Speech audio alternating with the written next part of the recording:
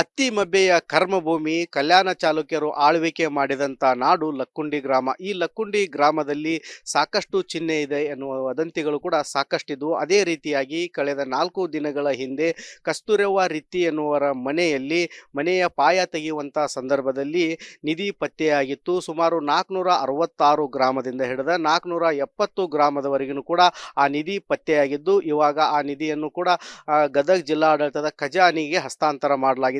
ಪ್ರಾಮಾಣಿಕವಾಗಿ ಆ ಕುಟುಂಬ ನಿಧಿಯನ್ನು ಸರ್ಕಾರಕ್ಕೆ ಹಸ್ತಾಂತರ ಮಾಡಿದೆ. ಇವಾಗ ಅದಾದ ನಂತರ ಇಲ್ಲಿ ಕೇಂದ್ರದ ಪುರಾತತ್ವ ಇಲಾಖೆ ಅಧಿಕಾರಿಗಳು ರಮೇಶ್ ಮೂಲಿಮನಿ ಎನ್ನುವಂಥವರು ಕೂಡ ಆ ಸ್ಥಳಕ್ಕೆ ಭೇಟಿ ಕೊಟ್ಟಂತ ಸಮಯದಲ್ಲಿ ಇದು ಆ ಕುಟುಂಬಕ್ಕೆ ಸೇರಿದ್ದು ನಿಧಿ ಅಂತ ಹೇಳಿದ್ದರಿಂದ ಸಾಕಷ್ಟು ಗೊಂದಲದ ವಾತಾವರಣ ನಿರ್ಮಾಣವಾಗಿತ್ತು. ಅದಾದ ನಂತರ ರಾಜ್ಯ ಪುರಾತತ್ವ ಇಲಾಖೆ ಅಧಿಕಾರಿಗಳು ಕೂಡ ಸ್ಥಳಕ್ಕೆ ಭೇಟಿ ಕೊಟ್ಟರು. ಏನು 1962ರ ಕಾಯ್ದೆಯ ಪ್ರಕಾರ ಭೂಮಿಯ ತಳಗಡೆ ಇದ್ದರೆ ಅದು 10 ರೂಪಾಯಿಗಿಂತ ಹೆಚ್ಚಿನ ವ್ಯಾಲ್ಯೂಯೇಷನ್ ಇದ್ದರೆ ಅದು ಸರ್ಕಾರಕ್ಕೆ ಸೇರಿದ್ದು ಅಂತೇಳಿ ಸ್ಪಷ್ಟನೆ ಕೊಡ್ತಾರೆ. ಹೀಗಾಗಿ ನಿನ್ನೆನೂ ಕೂಡ ರಮೇಶ್ ಮೂಲಿಯವರು ರಿಪಬ್ಲಿಕ್ ಕನ್ನಡದ ಜೊತೆಗೆ ಮಾತನಾಡ್ತಾ ಹೇಳಿದರು, ಇಲ್ಲ ನನಗೆ ಮೊನ್ನೆ ಗೊಂದಲವಾಗಿತ್ತು, ಹೀಗಾಗಿ ನಾನು ಆ ರೀತಿ ಹೇಳಿದೆ. ಆದರೆ ಅವರು ಕೂಡ ಸ್ಪಷ್ಟನೆ ಕೊಟ್ಟಿದ್ದಾರೆ, ಅದು ನಿಧಿ ಅದು ಸರ್ಕಾರಕ್ಕೆ ಸೇರಿದ್ದು ಅಂತೇಳಿ. ಇದಾದ ನಂತರ ಏನು ಕಸ್ತೂರವ್ವ ರಿತ್ತಿ ಕುಟುಂಬಸ್ಥರು ನಮಗೆ ಚಿನ್ನ ಬೇಕು ಅಂತೇಳಿ ಪಟ್ಟು ಹಿಡಿದಿದ್ರು.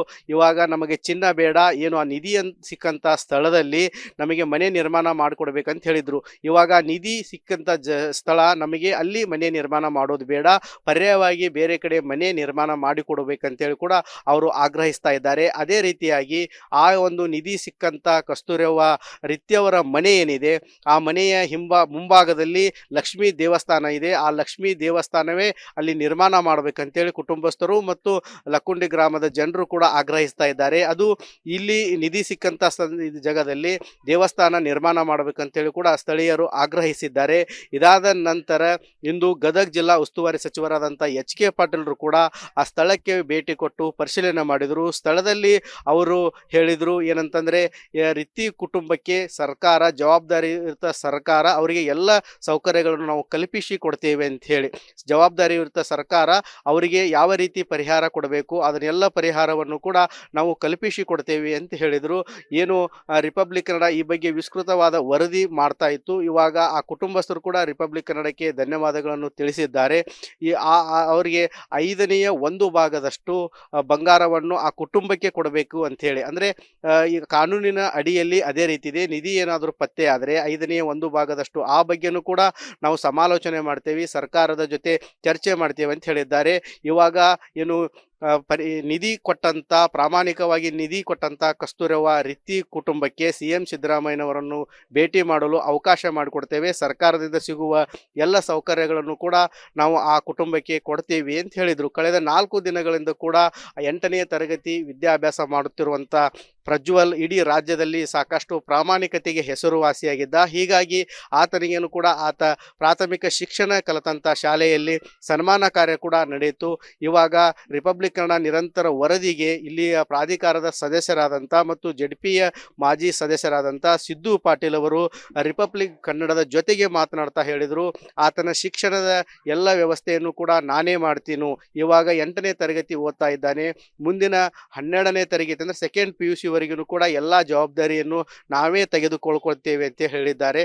ಇವಾಗ ಏನು ಆ ಬಾಲಕನಿಗೆ ಶಿಕ್ಷಣ ಕೊಡುವ ಜವಾಬ್ದಾರಿ ಒಂದು ಕಡೆ ಆದರೆ, ಇನ್ನೊಂದು ಕಡೆ ಆ ಕುಟುಂಬಕ್ಕೆ ಪರ್ಯಾಯವಾಗಿ ಮನೆಯನ್ನು ನೀಡಬೇಕಾಗಿದೆ. ಅದನ್ನು ಕೂಡ ನಾವು ಸರ್ಕಾರದ ಮಟ್ಟಿಗೆ ಪರಿಶೀಲನೆ ಮಾಡಿ ಆದಷ್ಟು ಬೇಗ ಆ ಒಂದು ಕುಟುಂಬಕ್ಕೆ ಪರಿಹಾರ ನೀಡುವ ನಿಟ್ಟಿನಲ್ಲಿ ನಾವು ಸೂಕ್ತವಾದ ಕ್ರಮ ಕೈಗೊಳ್ತೇವೆ ಅಂತ ಹೇಳಿದರು. ಆದರೆ ಇವಾಗ ನಿಧಿ ಸಿಕ್ಕ ಬೆನ್ನಲ್ಲೇ ಮತ್ತೊಂದು ಮೆಗಾ ಟ್ವಿಸ್ಟ್ ಇಲ್ಲಿ ಆಗಿದೆ. ಏನಂತಂದರೆ, ಇಲ್ಲಿರುವಂಥ ಬಸಪ್ಪ ಬಡಿಗೇರ್ ಎನ್ನುವವರ ಮನೆಯಲ್ಲಿ ಮತ್ತೆ ಇವಾಗ ಹವಳಗಳು ಸಿಕ್ಕಿದ್ದಾವೆ. ಇದು ಸಾಕಷ್ಟು ರಹಸ್ಯಕ್ಕೆ ಆಗ್ತಾ ಇದೆ. ಏನಂತಂದ್ರೆ, ಲಕ್ಕುಂಡಿ ಗ್ರಾಮ ಸುಮಾರು 11 ಮತ್ತು 12ರ ಕಾಲದಲ್ಲಿ ಕಲ್ಯಾಣ ಚಾಲುಕ್ಯರ ಆಳ್ವಿಕೆಗೆ ಒಳಪಟ್ಟಿತ್ತು. ಇಲ್ಲಿ ಟಂಕಶಾಲೆ ಇತ್ತು. ಹೀಗಾಗಿ ಈ ಒಂದು ಗ್ರಾಮದಲ್ಲಿ ಎಲ್ಲೆಂದರಲ್ಲಿ ನಾಣ್ಯಗಳು, ಚಿನ್ನದ ವಸ್ತುಗಳು ಸಿಗ್ತಾ ಇದ್ದಾವೆ ಎನ್ನುವ ನಂಬಿಕೆ ಕೂಡ ಬಹಳಷ್ಟಿದೆ. ಹೀಗಾಗಿ ಮಳೆ ಆದರೆ ಸಾಕು, ಈ ಗ್ರಾಮದಲ್ಲಿ ಇಲ್ಲಿಯ ಜನರು, ಹಿಂದಿನ ಹಿರಿಯ ಜನರು ಕೂಡ ಪರಿಶೀಲನೆ ಮಾಡ್ತಾ ಇದ್ರು. ಮಳೆಯಾದ ನಂತರ ಭೂಮಿಯಲ್ಲಿ ಎಲ್ಲಾದರೂ ಏನಾದರೂ ನಾಣ್ಯಗಳು ಸಿಗ್ತಾವ, ಹವಳ ಮುತ್ತುಗಳು ಸಿಗ್ತಾವ ಅನ್ನೋ ಒಂದು ಉದ್ದೇಶಕ್ಕಾಗಿ ಪರಿಶೀಲನೆ ಮಾಡ್ತಾ ಇದ್ರು. ಅದೇ ರೀತಿಯಾಗಿ ಬಸಪ್ಪ ಬಡಿಗೇರವರು ಕಳೆದ 40 ವರ್ಷಗಳಿಂದನೂ ಕೂಡ ಅಂತ ಮುತ್ತು ಹವಳಗಳನ್ನು ಹುಡುಕುವ ಕೆಲಸ ಮಾಡ್ತಾ ಇದ್ರು. ಈಗ ನಿಧಿ ಸಿಕ್ಕ ಬೆನ್ನಲ್ಲೇ ಅವ್ರ ಕಡೆನೂ ಕೂಡ ಸಾಕಷ್ಟು ಹವಳ ಮುತ್ತುಗಳು ಕೂಡ ಸಿಕ್ಕಿದ್ದಾವೆ. ಹೀಗಾಗಿ ಲಕ್ಕುಂಡಿ ಗ್ರಾಮದಲ್ಲಿ ಉತ್ಖನನ ಆಗಬೇಕು ಅನ್ನುವ ಬೇಡಿಕೆಗಳು ಕೂಡ ಸಾಕಷ್ಟು ಕೇಳಿ ಬರ್ತಾ ಇದ್ದಾವೆ. ಈ ಒಂದು ಗ್ರಾಮದಲ್ಲಿ 101 ಬಾವಿ, 101 ಗುಡಿಗಳಿದ್ದಾವೆ. ಹೀಗಾಗಿ ಈ ಒಂದು ಗ್ರಾಮದಲ್ಲಿ ಸಾಕಷ್ಟು ಚಿನ್ನ ಇರಬಹುದು ಅನ್ನುವ ಶಂಕೆ ಇದೆ. ಇದು ಲಕ್ಕುಂಡಿ ಗ್ರಾಮದ ರಹಸ್ಯ ಅಂತಾನೆ ಹೇಳ್ಬೋದು. ಬಗೆದಷ್ಟು ಇನ್ನೂ ಹೆಚ್ಚಿಗೆ ಬಯಲಾಗ್ತಾ ಇದೆ. ನಿಧಿ ಸಿಕ್ಕ ನಂತರ ಇವಾಗ ಮತ್ತ ಹವಳ ಸೇರಿದಂತೆ ಬೇರೆ ಬೇರೆ ಪುರಾತನ ವಸ್ತುಗಳು ಪತ್ತೆಯಾಗಿದ್ದಾವೆ.